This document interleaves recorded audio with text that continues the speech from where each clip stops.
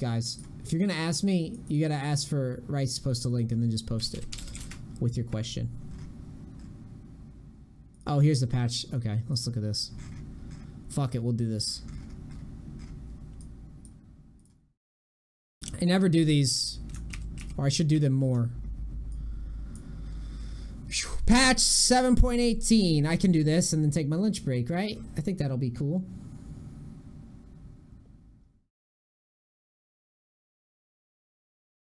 Send it again, Crimson.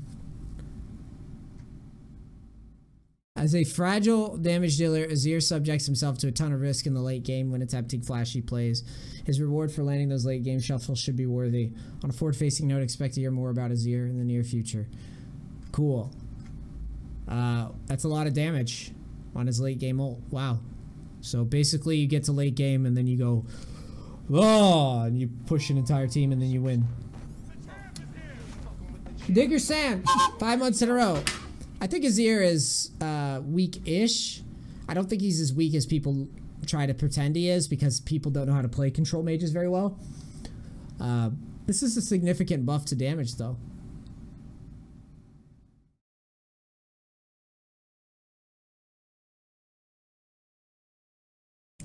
Cassiopeia.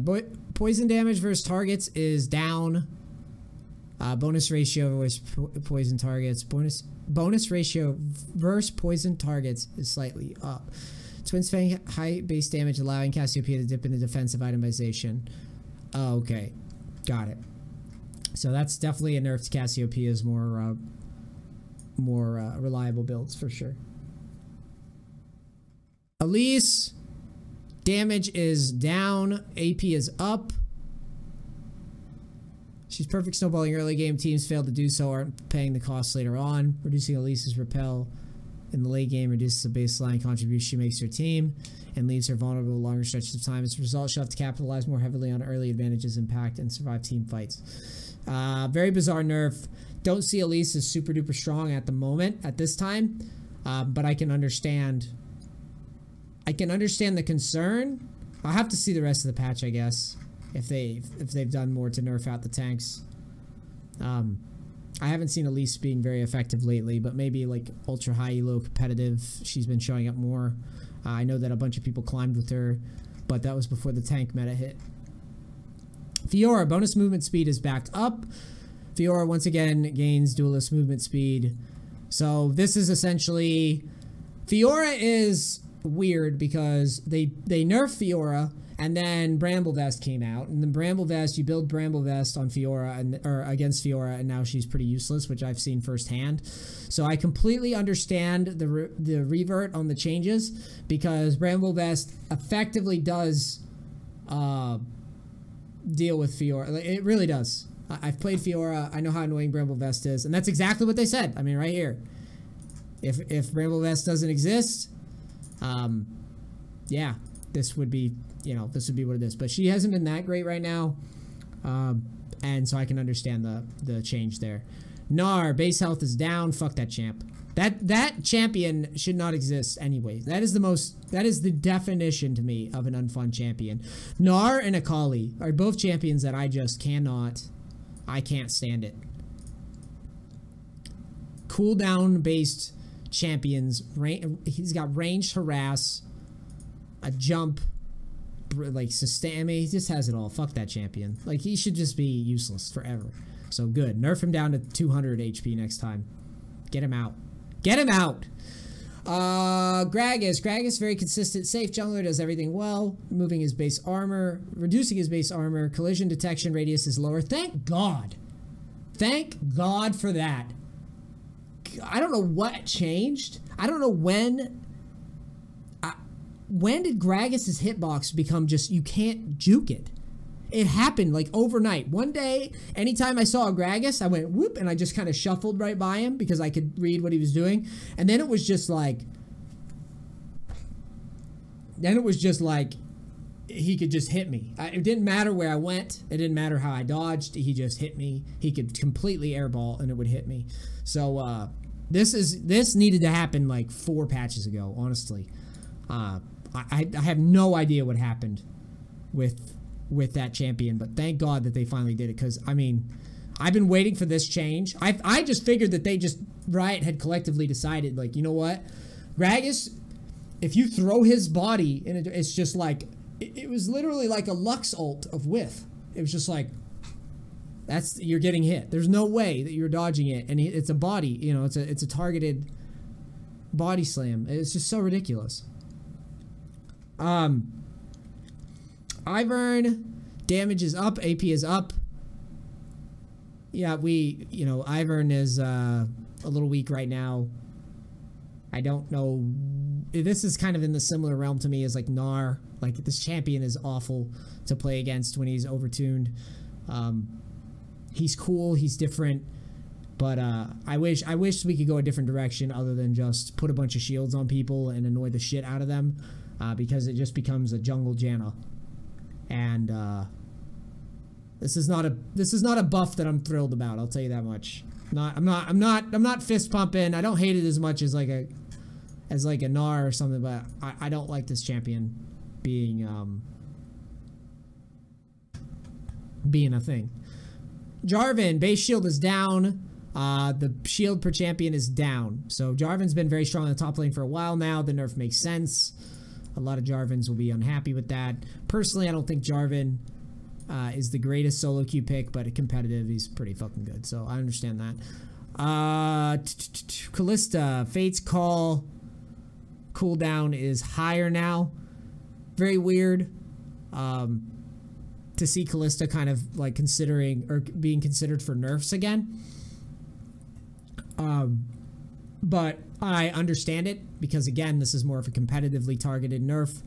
Kalista's been played a lot more higher elo and has been showing up again, and as a result, Riot's dealing with that right away.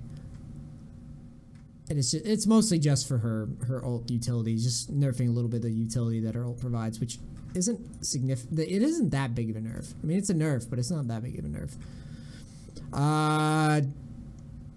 Lee Sin, W shield, increase at early ranks, decrease at 5. With no hard crowd control in the early game, we want to make sure Lee Sin brings the best-in-class 2v2 dueling power. We're buffing up Safeguard's early shield. Interesting. To make the blind monk's perfectly played ganks even more impactful. Right in time for Worlds, boys. Right in time. Get Lee back on that. Riot just loves Lee Sin and Worlds. Right in time for Worlds. It's just like you can't have a Worlds tournament without Lee Sin, boys. It's literally a Worlds buff. Lee Sin, early game increased. Perfect for people that want to play Lee Sin at Worlds. Lucian, cooldown is up. He's a mid lane bully, and we're increasing the windows of vulnerability he incurs by burning Relentless Pursuit offensively. If Lucian wants to dash, he'll have to shoot his way back out of it. Makes sense. Lucian is go-to picks against a lot of mids right now, to bully the shit out of like Orianna and Kassadin and all those guys. So, hey, as a guy that loves me some control mages and some Kassadin, I'm happy with that. See ya. See you next Tuesday, Lucian, buddy. Nautilus, mana cost for Q is down. Hitting terrain also refunds half of Dredgeline's mana cost. Oh god, that's actually very significant. Whiffing a hook is normally very painful for Nautilus, but with this change, he's going to escape in a lot of situations that he didn't before. Very bizarre. I don't know how I feel about it.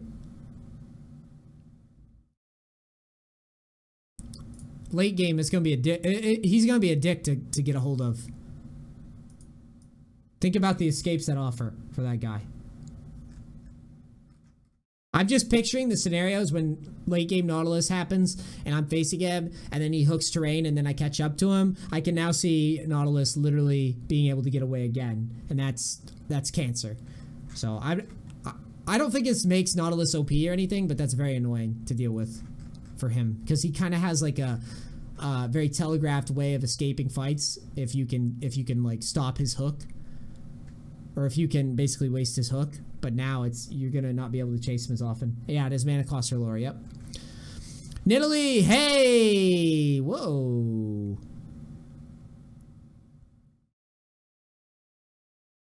Whoa. Oh, is it time for me to bring it back, boys? Is it time for me to bring it back? Oh. The biggest elo decay that I've ever had on an account consistently.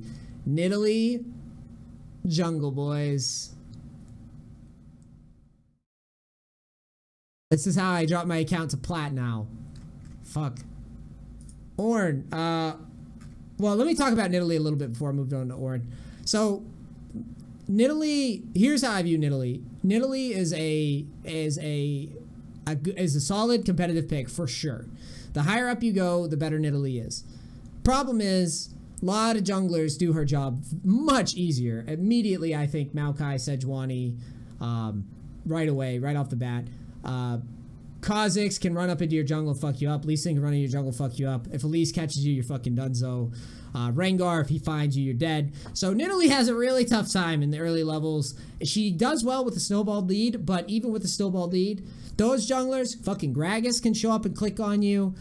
I mean, it does not, like, you never feel like you can really jump in and do that much. So I think this is a fair buff. People get annoyed with Nidalee, but the reality is good junglers navigate her very well. And I myself have found plenty of situations where I've been massively fed on Nidalee and been unable to do much of anything because of the way that she plays in team fights. It's just how it is. Gragas body slams you, you're done. You get CC'd one time, you're done. You jump in and the enemies turn on you, you're done.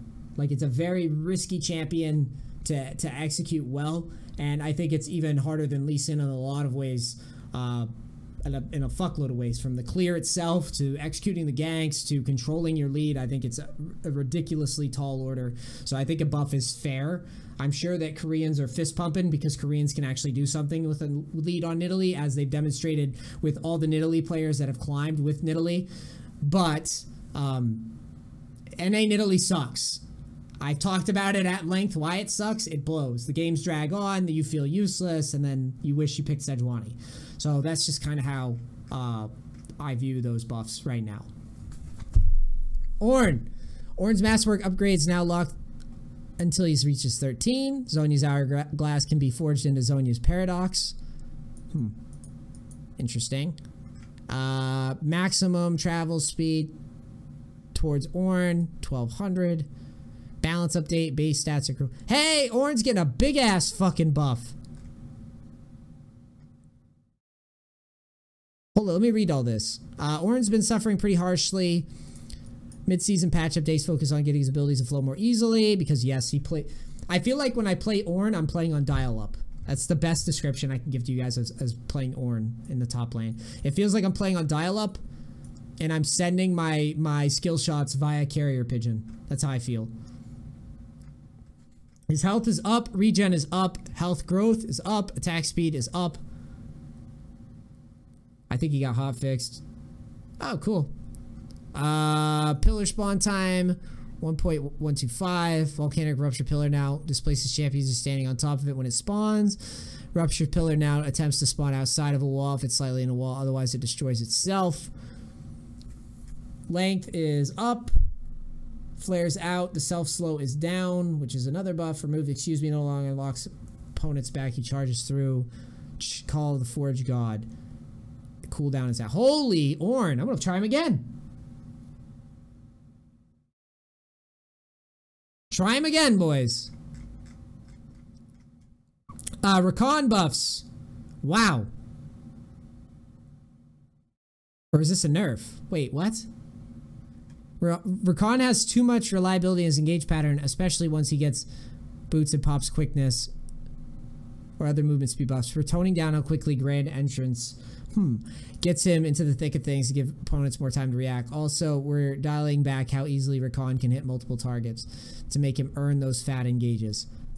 Dash speed is overall slower by actually a considerable amount now that I read that properly. Our quickness collision detection 150, cooldown is lower by late game. So some balancing act there. Yeah. I mean, it's definitely a nerf. But it doesn't, by no means is it a very significant one, I think. I think Recon players are still going to be fine. I don't see how this like kills Recon or anything. That's a lot lower cooldown late game, so I think it's a good change. It takes away but also gives something, which is always cool with these types of changes. Yeah, XD. When Rengar was at his peak, he was able to consistently one-shot squishies. Now there are more viable tank support items that allow supports to mitigate burst. Base armor is up. There's less risk of Rengar running away. There's less risk of Rengar running away with a game without being fed. As a result, it's safer to let him get through mid-game more consistently, making his early clear less rough. That's nice. Ryze, AP is up. Fuck Ryze. Get him out, too. Fuck that champ. Don't buff him. Undo. Control Z it. Delete. Tristana. Oh, let me talk about Ryze. When Ryze is overtuned, it's kind of like... It's honestly one of the most cancerous things in League. When Ryze is rolling, you can't lane against him. He clicks on you to CC you, and he out-tanks you in a fight. It's just dumb. I hate that champion. Get him out. Just burn him. Undo him. I don't care. Make everything he does a skill shot. Something. Give me something. Yeah, why did they buff the ratio that much? Oh, yeah. It's Worlds, Fogged. Just like they buffed Lee Sin's shield early. It's a Worlds buff. Can't have Worlds without Ryze and Lee Sin. Yeah. Get me out, dude. Tristana's power is coming online a tad too early. Specifically, her high potential for successful trades during laning phases allowed her to dominate from early on, push towers faster, get the ball rolling.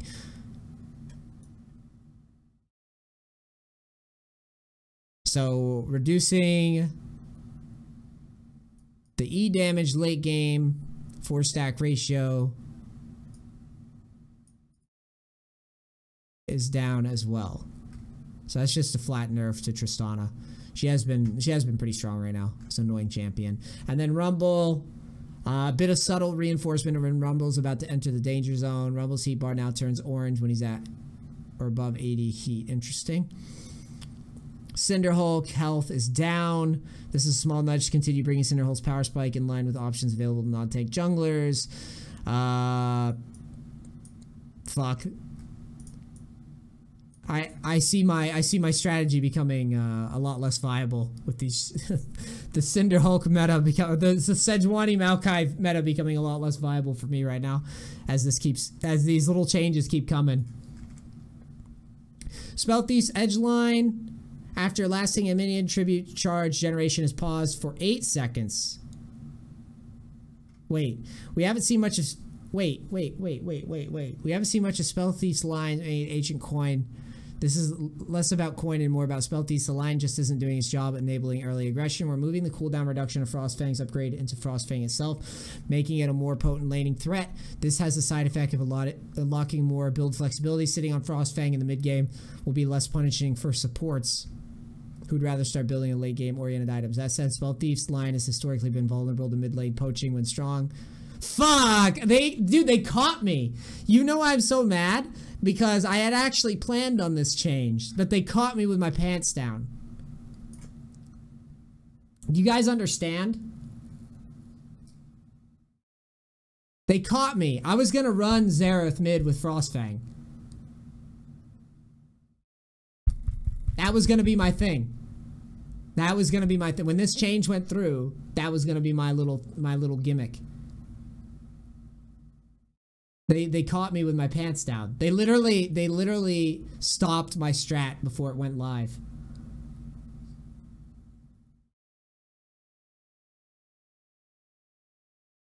I'm so salty about that actually. Cuz by my math, I hit the tribute passive at 20 minutes. So I figured it might still be okay. I'll have to test it. If it's like 22 minutes-ish, it might not be that bad. Yeah, I got punked. To be fair, cooldown reduction is huge. Gargoyle Stone Plate. Make you go to last patch promise. Got a set of changes to mitigate Stone Plate synergies. Stone Plate now is the difference between base health and bonus health. Total health granted, blah, blah, blah. Stone Plate will contribute far less to effects that scale with bonus health. Cho'Gath's ult and Locket Shield being the two most notorious offenders here. Grants base equal health, 40% or 100% base health, and 40 or 100% bonus health. Gargoyle Stone Plate active no longer scales with Stone Wars. This is straight up just targeting the Cho'Gath interaction primarily with Stone Plate. I mean, just period, point blank. That's what this is. They just don't like people getting clicked on by Cho'Gath as much as he's been doing. Personally, I hate Cho'Gath too, but I don't think they should change too much on Cho'Gath. Cho'Gath is kind of cool. Cho'Gath, I think, is more of a high skill. You guys are going to hate, some of you are going to hate me for saying this, but I don't want to see Cho'Gath be useless again. I think he's a really cool champion design. And I want to see him viable. I don't want to see him do this shit. But I don't want to see him what he was. Yes, he's a Nasus with aim. That's a very good way to put it. It's like when someone's popping off a Cho'Gath and they're hitting their shit, you feel really good about them. He's a very clean type of, you need to have good decision making and good skill shots and just when he's running up and one-shotting people, that's dumb, but I don't think he should be useless. In my opinion. Because I think this is fair, but I just don't want to see him go again into what he was before. Knight's Vow cost is down. Health is down. That's just a nerf because everyone takes Knight's Vow right now. Champ select, visual changes, yada yada yada. Invasion is shit. Assvasion can go to hell. I don't want to play this. I cannot believe that they made this. It is so ass. It is garbage. Warcraft 3 maps. StarCraft 2 maps. Kill it. This is ass. This is the best that they could do. I hate it so much. If you want some actionable feedback, why am I playing an arcade game mode that feels like a more boring Summoner's Rift with half the fun champions in the game I can't even play? You give me Ezreal in a tower defense that feels slow and clunky. What a garbage can. Get it, just remove it. Undo. And that's it. There you go. Cliff, if you're here, clip it. We'll post it up ASAP since I caught it. I caught this patch notes when it came out. Normally I don't post these unless I catch them early. Otherwise I just feel like I get run over by other content creators. Fuck it. Fuck Invasion. Invasion is garbage. Get it out. Get rid of it. I hate it so much. But anyways, YouTube. Cool. Thank you so much. World's buffs coming out hot. I'll be sure to test some stuff out in the custom games. Thank you very much for watching, etc., etc. And yeah, here's my cringy outro slate so you can click the sub button and make me feel good about myself and my taco suit. All right, peace, crackers.